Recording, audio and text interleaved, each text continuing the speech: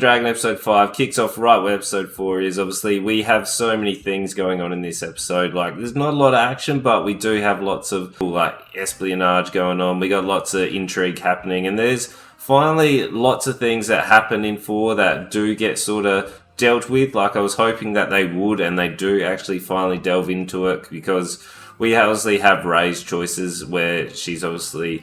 her and Sir Christian, that they obviously got it on, and they do actually delve into the ramifications of those, which is really nice. Like, I was hoping, due to the pace of the show, I was concerned that they weren't going to like delve into these sort of ramifications that Rey's going to have to deal with, and what Sir Christian's going to have to deal with as well. Like, they do spend a good amount of time on it, and I do feel like that gets resolved quite well, and like there are those different things that happen. Like, obviously this is a spoiler-free review, and I'm not going to spoil anything for you.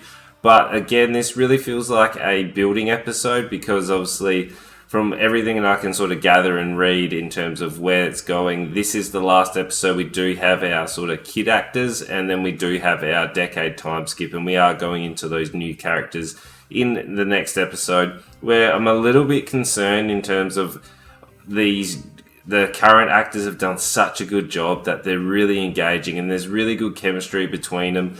And I'm concerned that obviously with the new characters, like, they're not going to have the same chemistry that they have built up. Like, I know the show has done really well in terms of its casting, and I'm hoping that these characters are able to establish and really show the same connections that they have. You would have seen from the trailers and all of that, you know that we are going into a wedding scene, and obviously weddings, they are not so good for anyone in the Game of Thrones universe. Like, obviously the Red Wedding didn't go well for the Starks, and this wedding, without giving anything away, like, I really enjoyed the wedding scene, and we know that obviously people were throwing all their resources they can at Rey. Like, obviously Rhaenyra, she's next in line, and she is heir, and everyone wants to obviously up their standing, and I do like the conflict that is happening. And obviously our current queen, she's really only felt like a placeholder. Like, she's never really had those big standouts. Like, they've hinted at it obviously in the previous episodes, once Rhaenyra's father, the king, actually chose her best friend as his bride. Like, there was a little bit of conflict, and we do see a little bit back and forth, but she really felt just like a placeholder, where she does get time to shine in this episode, which is really good. Like, I was really happy to see where she was going, and finally to be like standing on her own and seeing the power that she wields, where they've only hinted at it, and I feel like this is finally her like standout moment, and we get to see where that conflict's going to lead. Because obviously, if you know the history and you know sort of the overall trailer that you've seen, we do know that they are going to have some conflict there. There isn't heaps of like action in this, but there's enough action, and the action that is in it is really sort of gruesome and gory. Like, I really like the dark brutality that they are sort of showcasing. I feel like it's more brutal than it was in Game of Thrones. I know Game of Thrones had some fantastic scenes as well, but this really feels like it's hitting home in terms of the gore and the impact and the shock value that you wanted. So Matt Smith, absolutely incredible as Daemon. Anytime Daemon is on the screen, he absolutely steals the show, and there's no exception here. Like, every time he's on there and he's doing his wheeling and dealing, he's fantastic. And I really like the chemistry between Rhaenyra and Daemon, where considering it's Game of Thrones, and I am like rooting for them to, you know, I want them to be the power couple.